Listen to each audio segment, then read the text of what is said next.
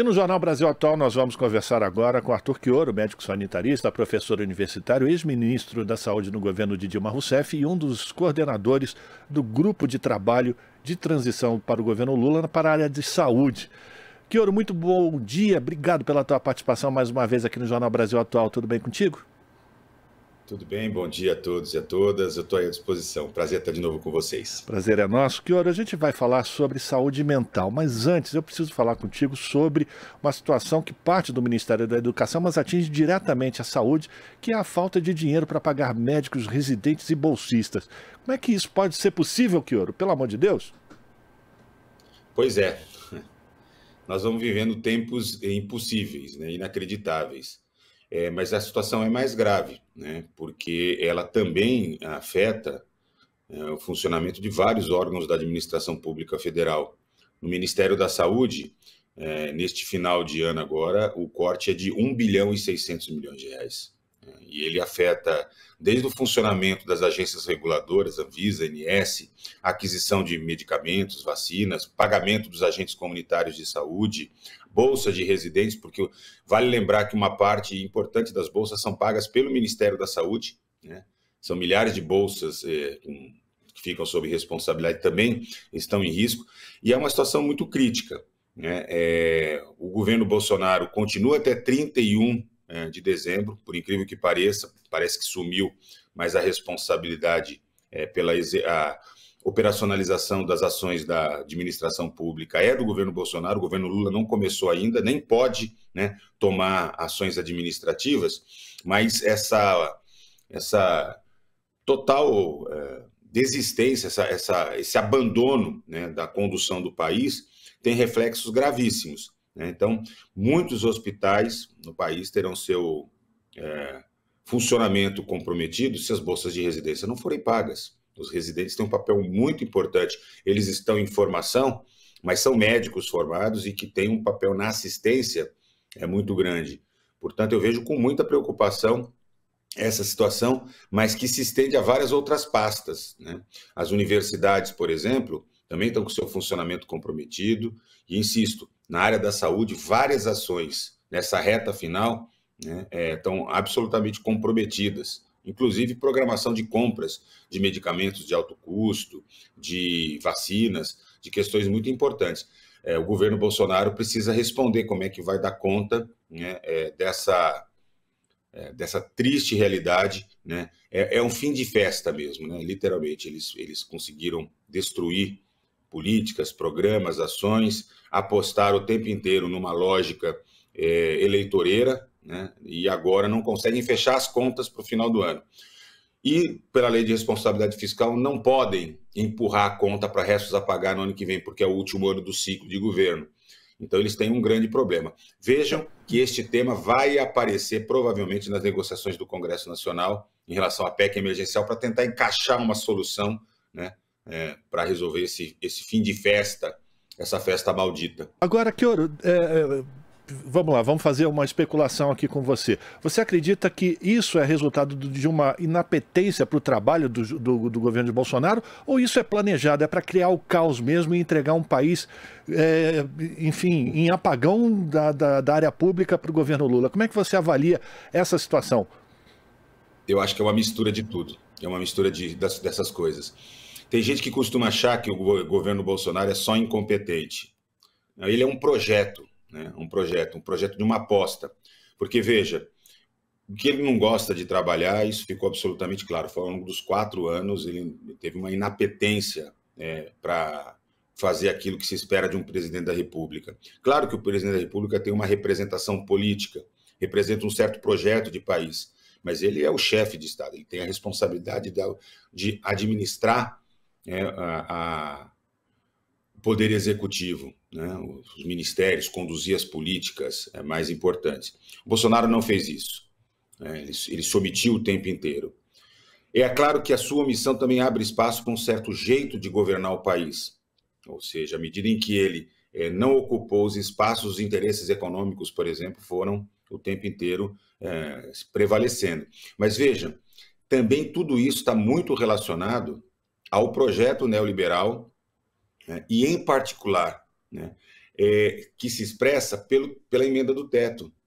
Porque a emenda do teto, ela limita, que foi aprovada no governo Bolsonaro, desculpa, no governo Temer, quando se projetava a tal da ponte para o futuro, que na verdade era uma ponte para destruir direitos, né? Tanto que começou com as reformas trabalhistas, com a reforma da Previdência, e progressivamente foi destruindo cada uma das políticas públicas, né, que garantem, moldam o Estado democrático de direito, o SUS, o SUAS, as universidades públicas, a ciência e tecnologia, as políticas de moradia, de meio ambiente, tudo isso foi sendo destruído, né? E aí a gente chega a esse final de festa. Imagine se Bolsonaro tivesse ganho a eleição.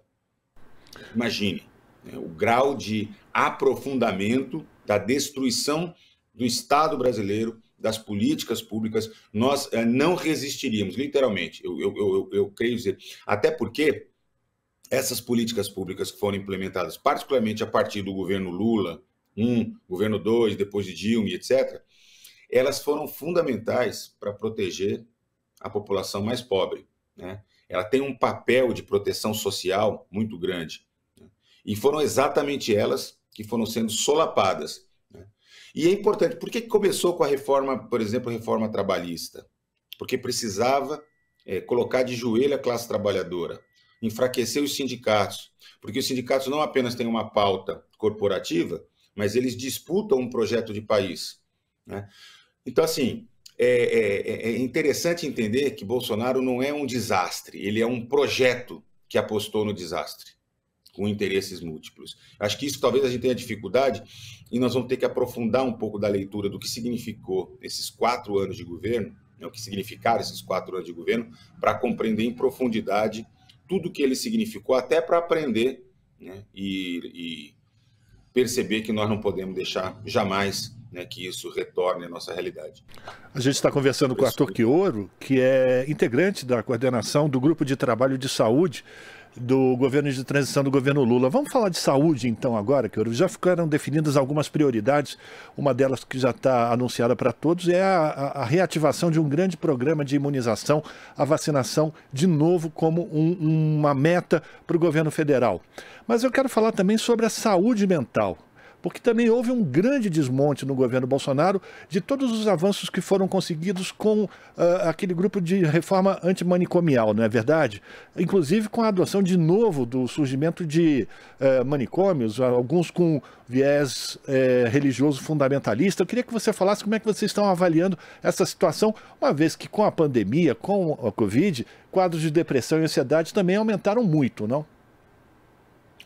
Bom, em primeiro lugar, os transtornos mentais já têm uma altíssima prevalência antes da pandemia, né? É um problema de saúde pública para todos os países no mundo inteiro, né? Então, assim, nós já partimos de um patamar de muita exigência do ponto de vista de organização de uma rede de atenção psicossocial capaz de enfrentar esse problema.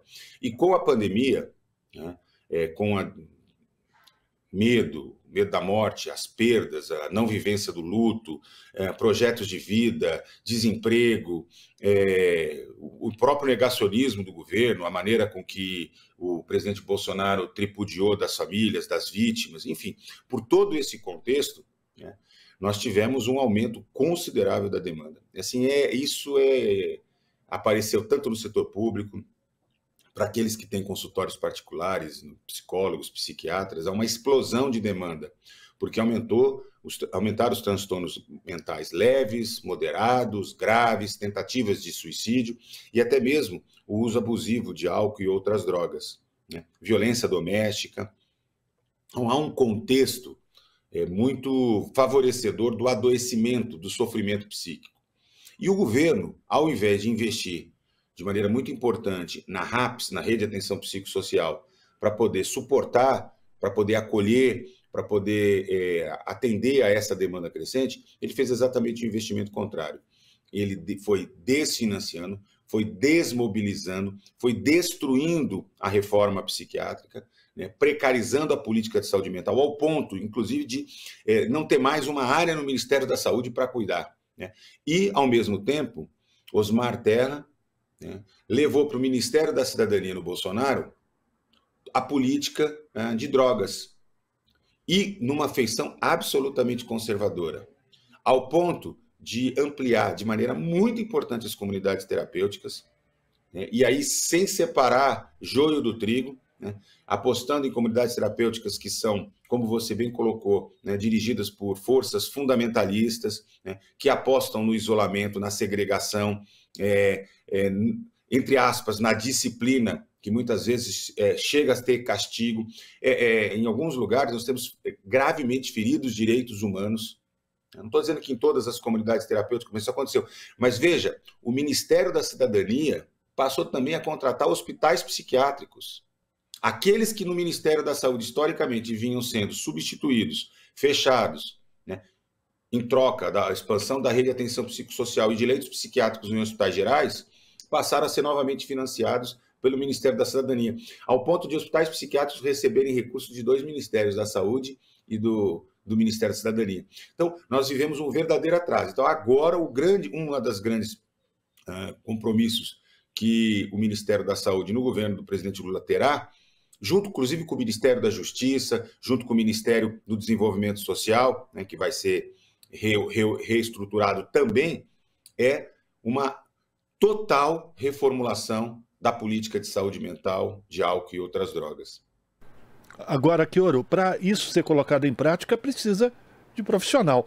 Como é que está a formação dos profissionais para atuarem nessa área? Veja, nós tivemos um grande investimento em programas, não apenas de reestruturação das diretrizes curriculares dos cursos de saúde, tanto de medicina, de psicologia, de enfermagem, serviço social, terapia ocupacional, todas as áreas que estão envolvidas no cuidado da saúde mental, como nós tivemos, a partir do governo Lula, né, um grande investimento nas chamadas residências, tanto na residência médica como na residência multiprofissional. Nós estávamos falando agora há pouco, inclusive, da questão do corte das bolsas da residência.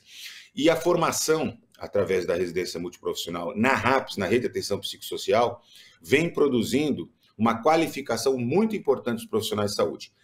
Ainda que eu ache, né, que uma das agendas mais importantes que nós teremos a partir de janeiro é um forte investimento na formação em serviço, naquilo que a gente chama de educação permanente, uma educação crítica, uma educação que coloca, além das questões técnicas, porque é preciso cuidar das pessoas, fazendo medicação de forma segura, qualificada, usando técnicas e terapêuticas psicológicas, etc., mas também tem que ser uma formação, tem que ser uma prática profissional humanista, acolhedora, que respeite os direitos humanos, que enfrente o racismo estrutural, né, que promova a dignidade. Cuidar não é apenas um ato técnico, né? Cuidar da saúde das pessoas também é um ato de generosidade, de solidariedade, de respeito, né? Muitas vezes a gente não consegue salvar a vida das pessoas, mas nós conseguimos acolher, protegê-la no momento de dor, de sofrimento, dar um suporte emocional, afetivo, fazer com que a vida fique menos pesada, que ela possa ser vivida com mais dignidade. E acho que tudo isso é um compromisso de uma prática de saúde que vai além de uma prática técnica, que ela seja, acima de tudo, uma prática transformadora, né, que faça sentido para aquelas pessoas. Que, inclusive, mude, né, uma expressão que me parece que é central. Nós não queremos que as pessoas sejam pacientes, porque dos pacientes se espera apenas paciência, né? Nós queremos que as pessoas sejam, de fato, protagonistas da sua vida, que tenham mais autocuidado, que possam perceber, né, que ela não depende apenas de um médico, de um psicólogo, de um terapeuta, ela depende fundamentalmente também do jeito que ela cuida da sua saúde, de como ela também se coloca para a vida, como ela busca ser mais feliz, ter hábitos mais saudáveis, enfim. A gente precisa mudar essa lógica. Não dá para simplesmente ter consultório, consulta, médico, remédio. É preciso transformar o jeito de praticar a saúde, a medicina e as outras áreas profissionais. Pois é, Chioro, você falando isso me lembra que a promoção da saúde, ou a saúde, não é uma exclusividade da área médica. Todos nós podemos participar da construção disso e diante dessa situação que você tem mostrado e todos com quem nós conversamos do governo de transição nas mais diversas áreas, mais especificamente na saúde, a destruição é muito grande, né, pelo governo Bolsonaro. Eu fico imaginando que a participação social, a participação popular, a reativação das conferências de saúde será também muito importante para a reconstrução do Sistema Único de Saúde. Isso pode agilizar ou acelerar essa reconstrução, né? Eu não tenho dúvida nenhuma, mas na saúde nós tivemos uma vantagem em relação às outras áreas, porque o Conselho Nacional de Saúde, os conselhos estaduais, os conselhos municipais, eles são previstos por lei. A Lei 8.142 obriga que os gestores mantenham os conselhos. Então, quando o Bolsonaro, por decreto, acabou com vários conselhos, isso não afetou a saúde. Tanto é verdade que o Conselho Nacional de Saúde foi um dos mais importantes bastiões de resistência ao bolsonarismo, a essa destruição do SUS. Houve uma grande resistência. E veja, ano que vem, 2023, é o ano já da 17ª Conferência Nacional de Saúde, que já está convocada pelo Conselho, que ia ser realizada no peito e na raça pelo Conselho Nacional de Saúde, com ou sem apoio do Ministério da Saúde. A diferença agora é que nós vamos contar não apenas com o apoio do Ministério da Saúde, mas com a presença do presidente Lula, que já confirmou que estará presente na abertura e que está lá no encerramento ouvindo as conclusões, né? Essa é a diferença de um governo democrático, de um governo popular, de um governo que a participação social. Agora, é claro que a gente tem um desafio. Ontem eu conversava com o Fernando Pigato, que é o atual presidente do Conselho Nacional de Saúde, que também é membro do grupo de transição, né?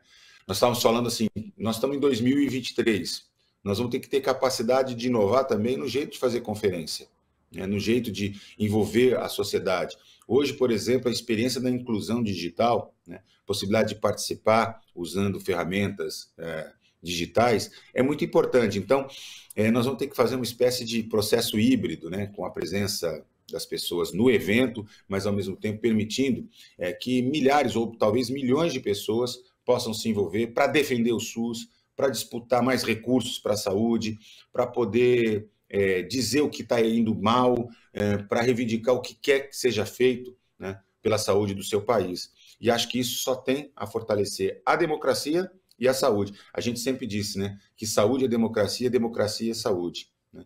E uma não consegue existir sem a outra. Um povo que não é saudável jamais vai poder exercer plenamente a democracia, né? E sem democracia a gente não vai ter nunca saúde.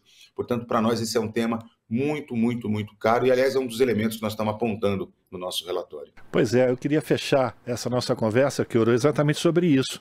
O trabalho de vocês no GT. Como é que vocês vão apresentar o relatório final? Dia 12, o presidente Lula será o diplomado, né? E a partir daí o Lula promete já apresentar nomes para ocupar os ministérios. Já existe alguma indicação do quem poderá comandar a pasta da saúde no governo Lula? Essa é a pergunta que todo jornalista faz para a gente, né?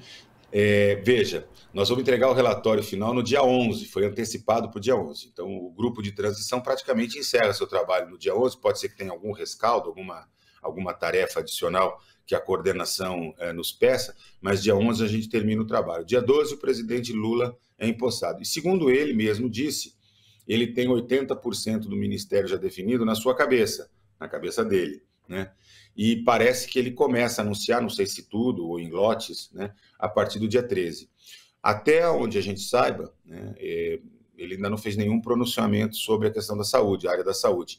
Tem alguns indicativos de uma ou de outra área, a gente ouve muita especulação, muitos nomes circulando na imprensa, né? Mas eu tenho só uma certeza, o presidente Lula sabe da gravidade da situação da saúde, né? Nós, não apenas agora no grupo de trabalho de transição, mas ao longo de todos esses 4 anos, tivemos a oportunidade várias vezes dialogar com ele, colocá-lo a par da situação da saúde. Ao longo da campanha, ele priorizou muito esse tema, né? Ele buscou compreender os principais problemas, ele chegou a participar de reunião agora do grupo de transição com a gente, fez claras demandas, né? Ele tem prioridades muito claras, ele tem uma obsessão em resolver o problema do acesso, de garantir que os brasileiros saiam dessa fila, né? O problema não é a fila pode ter, desde que ela ande rápido, né? A fila só organiza a demanda. O problema é que as pessoas entram na fila e são desrespeitadas, perdem a chance de fazer um diagnóstico, de fazer um exame, de fazer um procedimento e sofrem, morrem por conta disso. Ele não se conforma com isso e acho que ele vai ter a sabedoria de escolher alguém que possa montar uma equipe à altura dos desafios que a saúde tem. Eu diria que não é uma transição tranquila, não é uma transição normal, né? Porque o grau de destruição, o caos que quem assumir aquele ministério vai enfrentar, é de fato, assim, é uma situação avassaladora, né? Então, vamos torcer para que o presidente seja muito feliz nas escolhas, consiga compor equipes muito comprometidas com a defesa do SUS, com a defesa da saúde da população, né? E que o Brasil possa ser mais saudável, né? Mais saudável, mais feliz, mais democrático, tudo de bom para todo mundo. Agradecer a participação de Arthur Quioro, médico sanitarista, professor universitário, ex-ministro da Saúde do governo Dilma Rousseff e integrante da coordenação do Grupo de Trabalho de Saúde para o novo governo de Luiz Inácio Lula da Silva, começa no dia 1º de janeiro. E, Quioro, sempre uma alegria falar com você, e os microfones, as lentes da Rádio Brasil Atual, da TVT, sempre à disposição para a gente levar informação que organize o povo brasileiro em busca da diminuição da desigualdade e o acesso que seja igual para todos. Um forte abraço para ti, viu? Muito obrigado, até uma próxima oportunidade.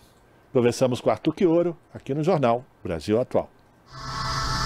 Estamos apresentando Jornal Brasil Atual.